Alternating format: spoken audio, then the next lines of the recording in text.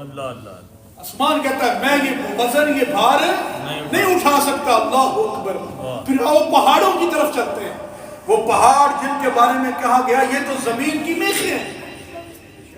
وہ پہاڑ جو اس قدر مضبوط ہیں جن کو ہلایا نہیں جا سکتا ان کے راستے سے. اللہ فرماتا ہے ہم نے ان کو بھی کہا, ہم نے ان سے کہا کہ یہ امانت, تو وہ کیا عرض کرتے ہیں, وہ کہتے ہیں مولا ہم نہیں اٹھا سکتے. اللہ اللہ. وَأَشْفَقْنَ مِنْهَا وَحَمَلَهَا الْإِنسَانُ. اور پھر جس نے اس امانت کو اٹھایا ہے وہ کون ہے؟ وہ حضرت انسان. واہ واہ سبحان آپ اندازہ کریں یہ جو مکلف ہونا یہ ہمیں کوئی بات نہیں ہے. پہاڑ بھی پیچھے ہٹ گئے, زمین بھی پیچھے ہٹ گئی, آسمان بھی پیچھے ہٹ گئے. اپنے رب کی بارگاہ میں عرض کی مولا ہمارے اندر اتنا حوصلہ سکت نہیں ہے. لیکن اللہ فرماتا ہے وَحَمَلَهَا الْإِنسَانُ, انسان نے اس کو اٹھایا. سبحان اللہ. آپ اندازہ کریں یہ کتنی بڑی شے ہے. یہ جو کانٹریکٹ ہم نے رب ذوالجلال کے ساتھ لا الہ الا اللہ محمد الرسول اللہ صلی اللہ علیہ وآلہ وسلم کہہ کر لیا ہے, اور اب جو اس کی شرائط ہے وہ کتنی کڑی ہے اس کے لیے جو عمل نہیں کرتا. اب نمازی سے پوچھے نماز پڑھنا مشکل ہے, وہ کہے گا جی بالکل بھی مشکل نہیں ہے. اور بے نمازی سے پوچھے وہ کہے گا یار بڑا مشکل کام ہے. ایسا ہے کہ نہیں ہے؟ آپ کسی سچ بولنے والے سے پوچھے یار سچ بولنا مشکل کام ہے, وہ کہے گا یار کوئی مشکل نہیں ہے. اور کسی جھوٹے سے پوچھے وہ کہے گا کیا کرے عادت پڑ گیا سچ بولنے ہی نہیں ہوتا. اللہ اللہ. کسی محبت کرنے والے سے پوچھے یار محبتیں بانٹنا سوکھا ہے, وہ کہے گا یار بڑا سوکھا ہے. اور کسی نفرتیں بانٹنے والے سے کہے گا یار بڑا مشکل کام ہے. تو اس کا مطلب ہے جو بندہ اس کانٹریکٹ کے جو رولز ہیں, جو اس کی جو شکیں ہیں, جو ان کے اوپر چل رہا ہے اس کے لیے آسان ہے. اور کانٹریکٹ کر کے جو اس سے پھر گیا ہے اس کے لیے وہ مشکل ہے. تو اللہ نے فرمایا یہ آسان کام نہیں. اور ایک دوسری جگہ میں فرمایا نا سورہ یاسین کے اندر اليوم نختم على افواههم سبحان اللہ وتكلمنا ايديهم وتشهد ارجلهم بما كانوا يكسبون. واہ سبحان اللہ. اللہ اکبر. یہ کل جب قیامت کا دن آئے گا نا تو اس وقت پھر اللہ فرماتا ہے پھر منہ پہ مہر لگ جائے گی. کیا لگ جائے گی؟ مہر. سیل بند کر دیا جائے گا, اس کو سیل پیک کر دیا جائے گا. پھر اس کی آواز نہیں نکلے گی. یہ سورہ یاسین اٹھا کے دیکھیں. اللہ اللہ. وَتُكَلِّمُنَا أَيْدِيهِمْ. پھر کلام کریں گے. کون کلام کریں گے؟ پھر بندے کے ہاتھ کلام کریں گے. اللہ اللہ. یہ قرآن ہے. پھر ہاتھ کہیں گے مولا یہ میرے ساتھ فلاں فلاں گناہ کرتا رہا, یہ جو تو نے ہاتھ دیے تھے یہ ان سے فلاں فلاں جو ہے کرائم کے اندر ملوث رہا, اور تیرے ساتھ جو کانٹریکٹ کیا تھا اس کی دھجیاں اڑاتا رہا. پھر اللہ فرماتا ہے وَتُكَلِّمُنَا أَيْدِيهِمْ وَتَشْهَدُ أَرْجُلُهُمْ. پھر ان کے پاؤں گواہیاں دیں گے. اللہ اللہ. زبان ہی جب بند ہو گئی تو پھر جھوٹ تو نہیں نا. ویسے بھی اللہ کی بارگاہ میں کون جھوٹ بول سکتا ہے؟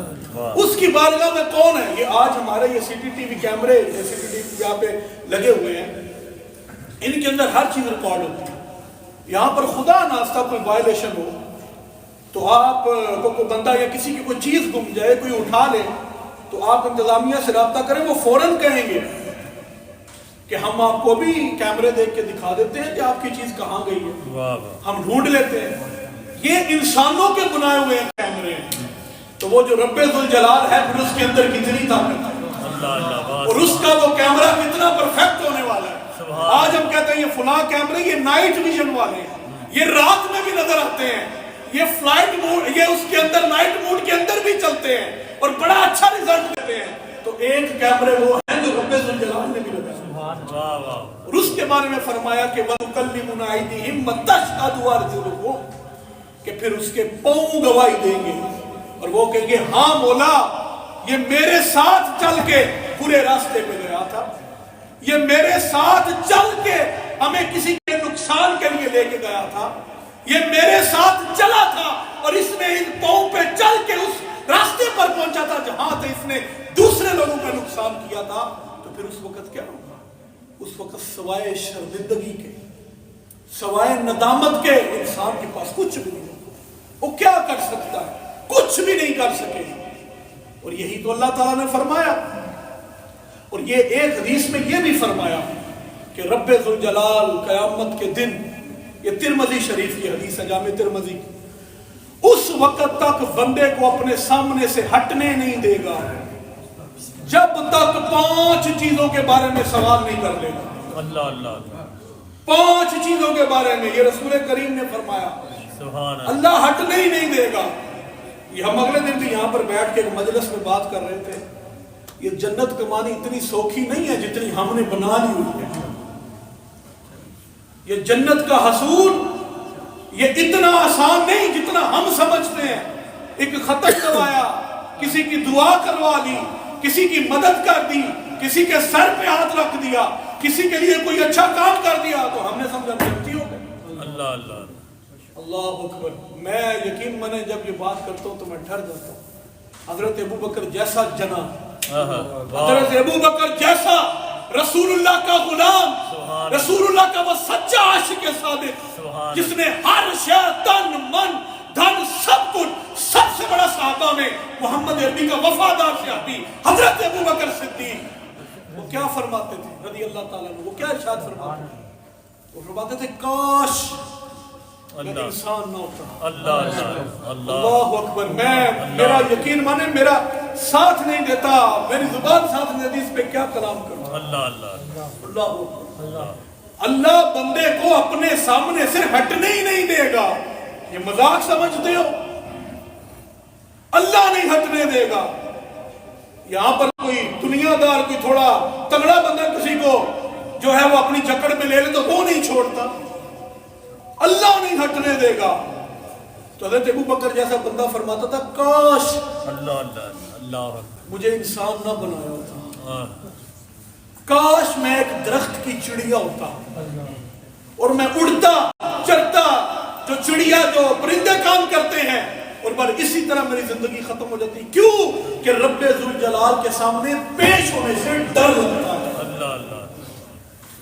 سرٹیفائیڈ جنتی، جو ان کو جنتی نہ مانے وہ اپنی جہنم کا انتظام کرے، بے شک بے شک، اتنا سرٹیفائیڈ جنتی ہو۔ سبحان اللہ۔ لیکن وہ دیکھیں اس کا خوف کیا ہے۔ سیدنا فاروق اعظم ایک قرآن کی آیت سنتے ان عذاب ربک لواقع، اللہ نے قرآن میں فرمایا کہ یہ جو رب کا عذاب ہے نا یہ ہو کے رہنا ہے۔ کیا ہونا ہے؟ ہو کے رہنا ہے۔ حضرت عمر جیسا بندہ جس کے بارے میں فرمایا اگر میرے بعد کوئی نبی ہوتا تو وہ عمر ہوتا۔ ایک موقع پہ حضور نے فرمایا، حضرت جبریل حضور کی بارگاہ میں بیٹھے تھے، حضرت عمر کا گزر ہوا، حضور نے فرمایا جبریل جانتا ہے یہ کون جا رہا ہے؟ دیکھو نا یہ حضور حضرت عمر کی شان جبریل کی زبانی سننا چاہ رہے ہیں۔ فرمایا جانتا ہے یہ کون جا رہا ہے؟ تو حضرت جبریل عرض کرتا ہے یا رسول اللہ صلی اللہ علیہ وسلم اتنے لوگ آپ کے عمر کو زمین پر نہیں جانتے جتنے آسمانوں پر جانتے ہیں۔ سبحان اللہ، ماشاءاللہ۔ اتنی اسلام قبول کرنے کی خوشیاں زمین والوں نے نہیں کی جتنی آسمان والے کر رہے ہیں۔ وہ سیدنا فاروق اعظم جیسا بندہ، اور قرآن کی آیت سنتا ہے ان عذاب ربک لواقع، اللہ کا عذاب ضرور ہو کے رہنا ہے۔ کتنے کتنے دن تک بیمار پڑ جاتے ہیں، طبیعت سنبھلنے کو نہیں آتی۔ سیدنا فاروق اعظم جیسا، حضرت عثمان غنی جیسا بندہ، اللہ اللہ اللہ، واہ۔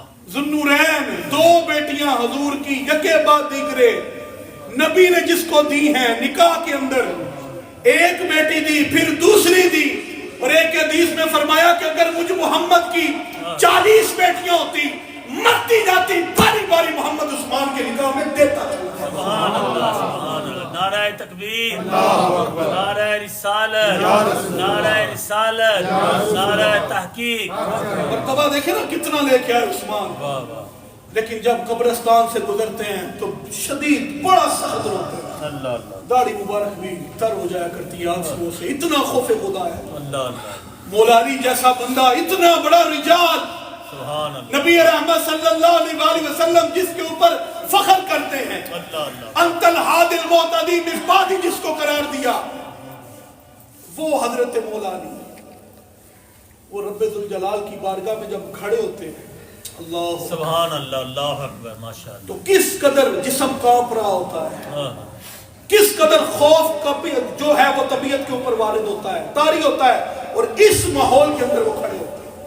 اور یہ وہ لوگ ہیں جو سرٹیفائیڈ جنتی ہیں، سبحان اللہ، بے جن شک کے بارے میں ذرہ برابر بھی شک کرنا اپنی جہنم یہاں پر تیار کرنے کے مترادف ہے۔ بے شک بے شک، واہ، اور وہاں پر حضور نے فرمایا میرا رب کہتا ہے قیامت کے دن بندے کو اپنے سامنے سے ہٹنے ہی نہیں دوں گا جب تک 5 چیزوں کے بارے میں سوال نہیں کر دوں گا۔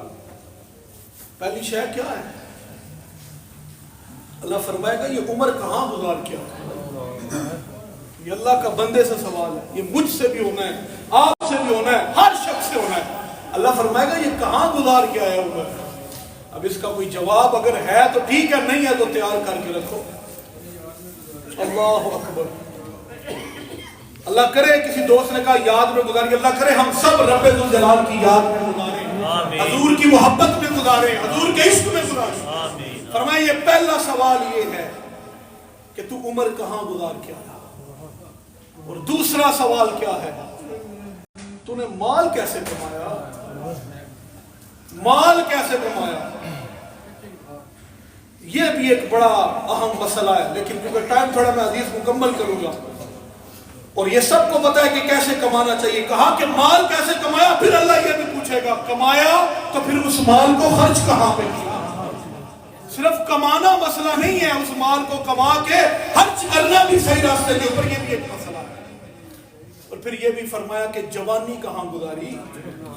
جوانی دی تھی تو سمجھتا تھا میں ایسا جوان ہوں، میرے سے بڑا تو کوئی طاقتور ہے ہی نہیں، میں تو بڑا باڈی بلڈر ہوں، میں تو بڑا اعصاب کا مضبوط ہوں، میں تو بڑا جو ہے وہ قوی ترین بندہ ہوں، اور میں تو زمین پر پاؤں رکھتا ہوں تو زمین ہلا کے رکھ دیتا ہوں۔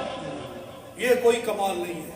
تیری جوانی ہو اور تو صبح صبح سردیوں میں اٹھ کے رب ذوالجلال کی بارگاہ میں تہجد کے لیے کھڑا ہو، خدا کی قسم دیکھ پھر تیرے کتنا لطف ہے۔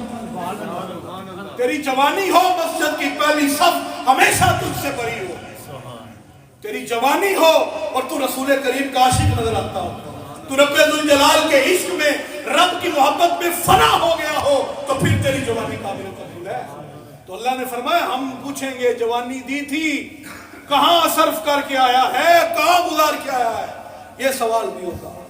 اور آخری سوال ہوگا ہم نے جو تجھے علم دیا تھا، وہ جو عقل سلیم کی ہم بات کرتے تھے، جو تمہیں عقل دی تھی، جو تمہیں علم دیا تھا، جو تمہیں فہم دیا تھا، جو تمہیں شعور، جو تمہیں ادراک دیا تھا، جتنا علم دیا تھا تم نے اس کے اوپر عمل کتنا کیا ہے، یہ بھی سوال ہوگا۔ اور آج کل ہر بندے کو پتا ہے غلط کیا ہے اور صحیح۔